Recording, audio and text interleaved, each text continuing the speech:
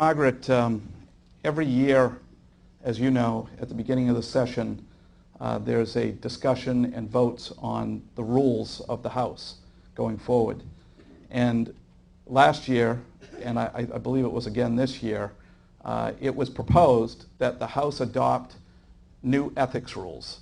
And the reason for that, I'm sure most people in this room know, the last 3 speakers have been convicted and gone to jail, and our current speaker, who you vote with on a regular basis, was nearly convicted just recently with the probation scandal.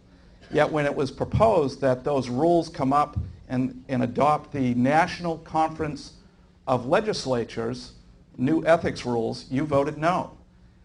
In fact, also in addition to that, it was proposed that we make the committee that reviews ethics be an even committee between Republicans and Democrats, which would make sense when you're reviewing ethics. You don't want it to be a partisan issue when you're viewing ethics. This is something we do in business all the time.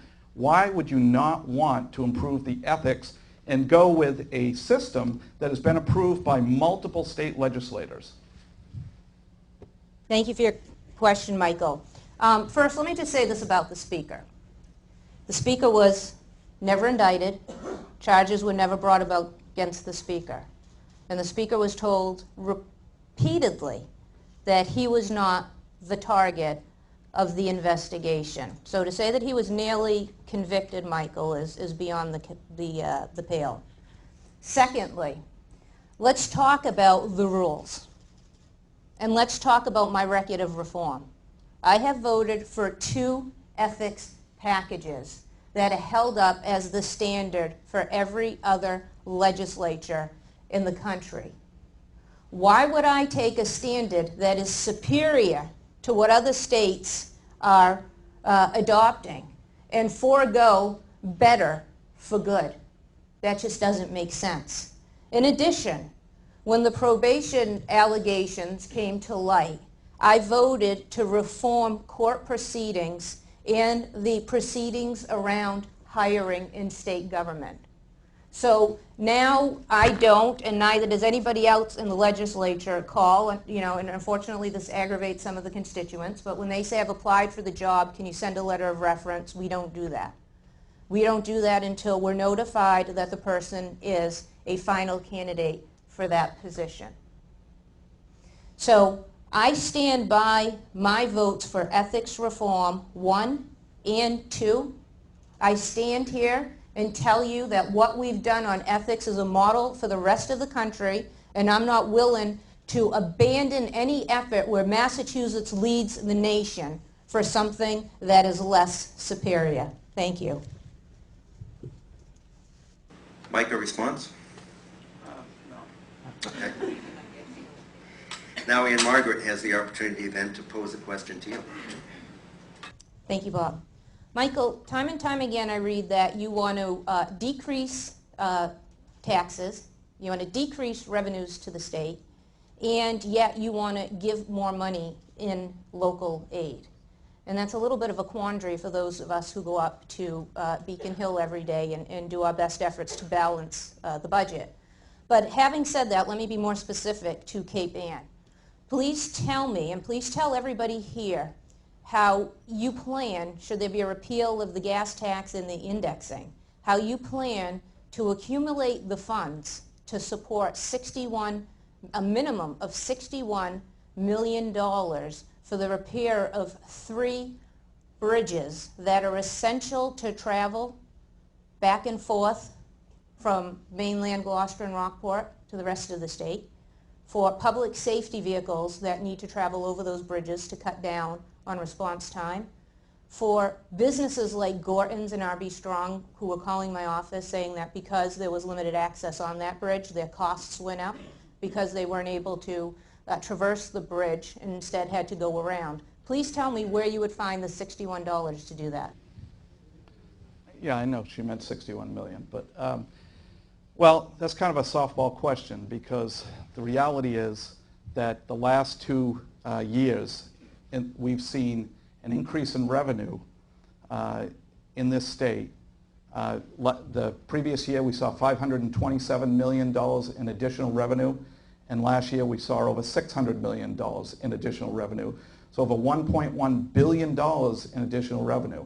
The interesting thing is that while what's happened since Governor Patrick and Ms. Ferrante have been in office is the state budget has grown over 36%, while median family income in Massachusetts has only gone up 9%. What they've done is, by law, they're required to balance the budget. It's in the law. But what they've done is they've taken out the state's credit card to do it. And they keep wanting to raise your taxes. She voted for the sales tax increase, went up over 25%. She voted for the gas tax increase, went up over 14%. She votes for any tax increase she can find while state revenue is going up. So it's quite amazing that you'd say, where can I find this money? I don't think it would be too hard. And in fact, let's look at the lottery.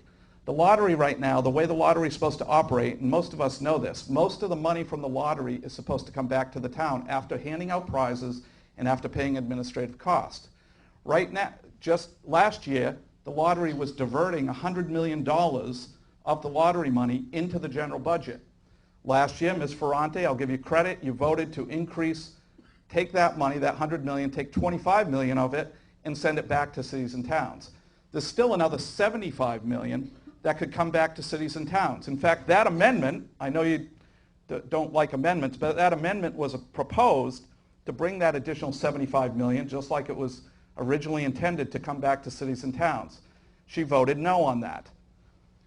So I think there's plenty, I'm not saying there's plenty of money. We need to, first of all, the sales tax and the income tax were voted originally, even though they went up, to money to come back to cities and towns, come back to the voters, be brought back to the original amount. In other words, sales back to 5%, the income tax back to 5%, and the sales tax back as well.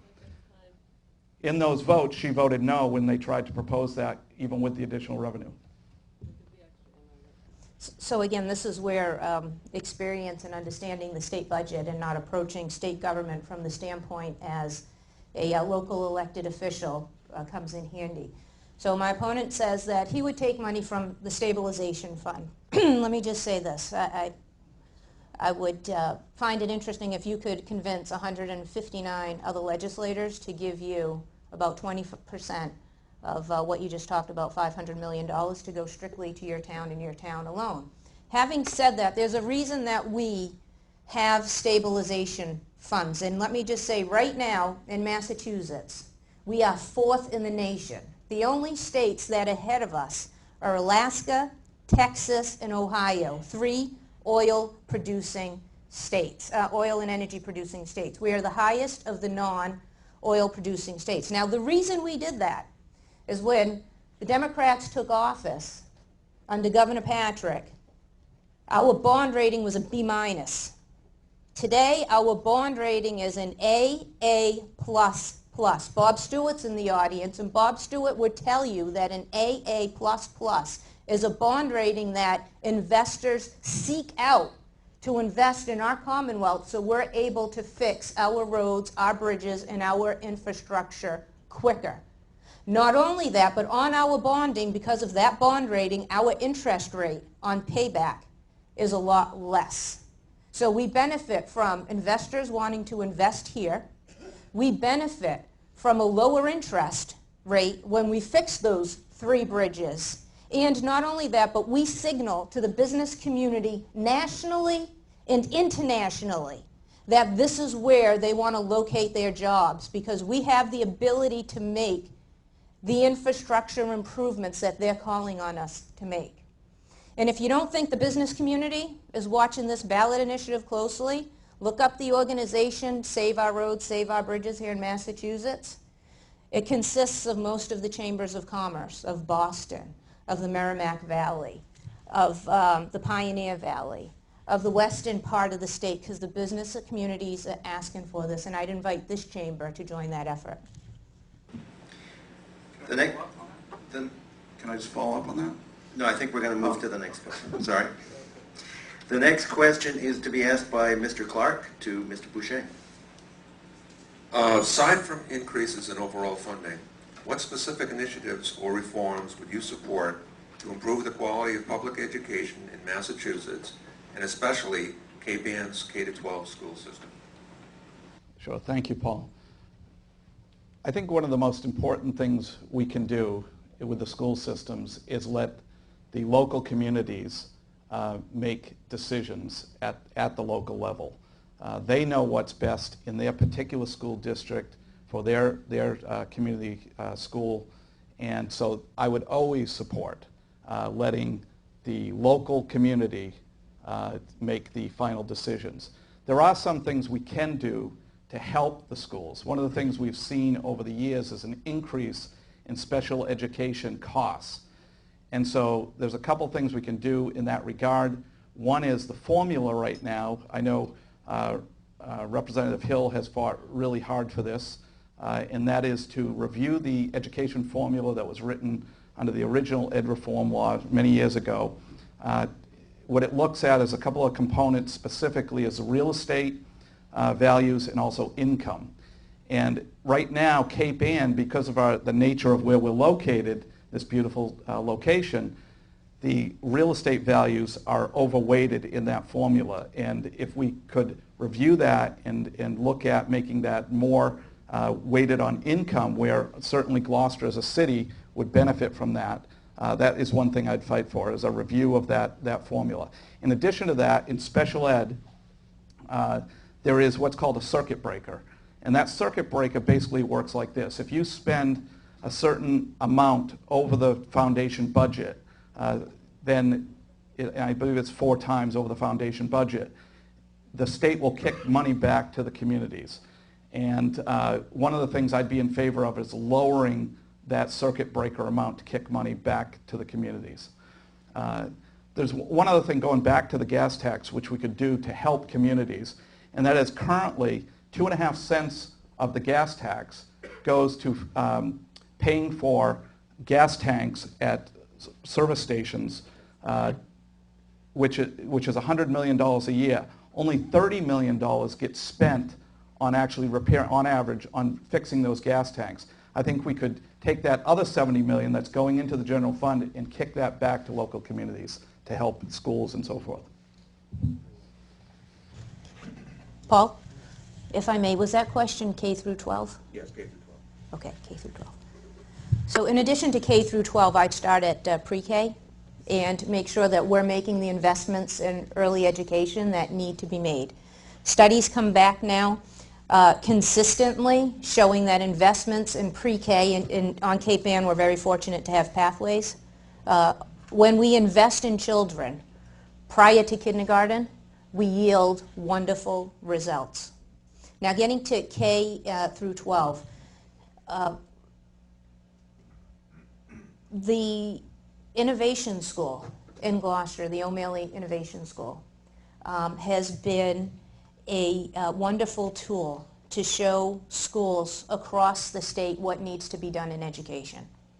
And right now, even though Massachusetts #1 in the country in terms of education, not all areas are in Massachusetts #1, and we need to get them up there. But when we take Massachusetts out of the country and we look at the rest of the world, what we see is we're failing our students. And the way in which we're failing our students is we wait too long to start teaching math, science, engineering, and technology. And we need to do that at an earlier age. It's recommended that you do it 4th, 5th, and 6th. I'd go one step further and say we should start doing it in the 3rd grade. The 3rd grade, students start to have the aptitude to tell a story. And what we should be able to do is weave in technology training in terms of big data and having them access research tools that they'll have later on in life. The second thing is we're losing girls to math. We're losing girls who won't go into math and science because it's taught too late.